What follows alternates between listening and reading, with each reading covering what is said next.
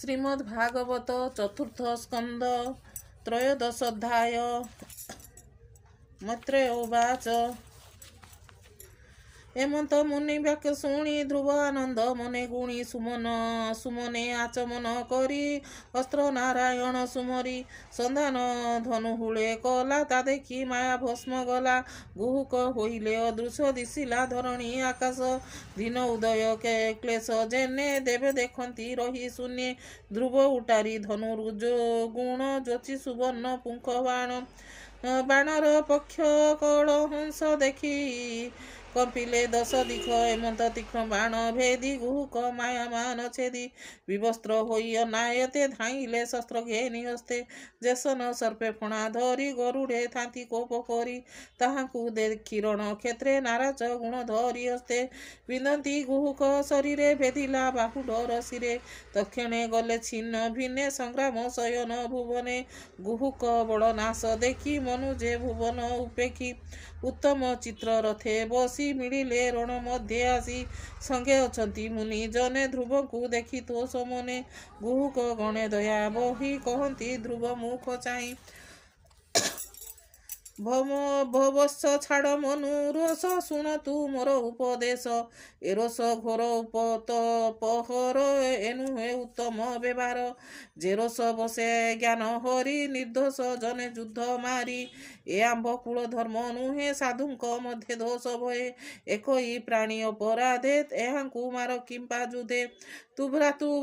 तु भ्रातृब्रोध चले बही साधुंक मार्ग ए नुहई विष्णुर भाव जार देहे प्राणी की दया हृदय भये समत्त सर्वभूत देखे ताहांकु नारायण रखे हरि प्रसन्ने प्राणी देहे पुरुष प्रकृति न बहे न लागे त्रिगुण बंधन अंते लभई निरंजन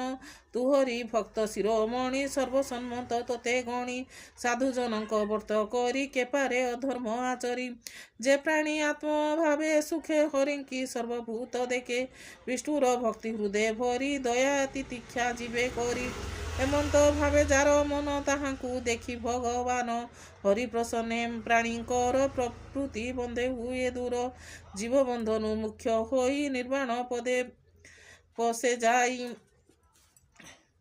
ए पंचभूत देह भई स्त्री पुरुष रूप होई एबेनी संगे एक बेले रज संगे बीज निश्चले हेमंत सृष्टि स्थिति नाशे त्रिगुण माहेरे प्रकाशे तहि निमंते मात्र रहे जीव परम रूप बहे ताहार देह ए जगत दिशई लोक ब्रह्मगत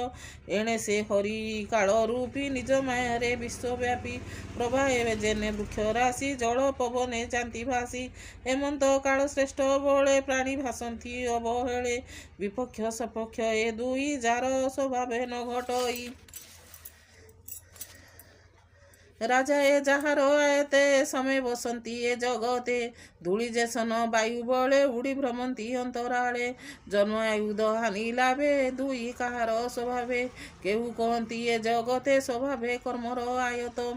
केहू कहती ए जगत स्वभावे कर्मर आयत अविद्या काल संगे जड़ी घोर अंधारे प्राण पड़ी वायु भ्रमणे काल बले कल्लोल जेने सिंधु जले अव्यक्त अप्रमेय सीमा के जानी पारे ता महिमा एणु तो भ्रातार मरण गुहुके नुहंती कारण